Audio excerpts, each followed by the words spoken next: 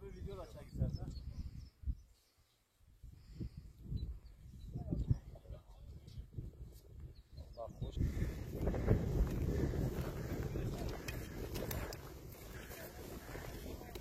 Son, sıfır. Hazırız. Video. Evet, 1, 2, 3. Van Gölü kirlenmesin, mavi kalsın. Van Gölü kirlenmesin, mavi kalsın. Bravo!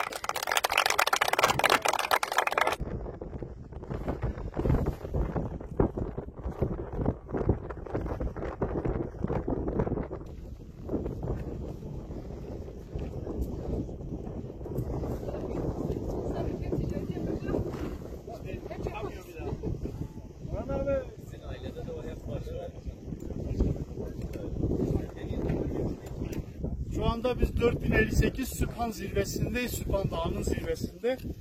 Burada uçak parçalarına rastladık. Bu parçalar da 1959 yılında düşen İngiliz uçağının parçaları, uçak parçaları. Tabii bunlar tek kaldı.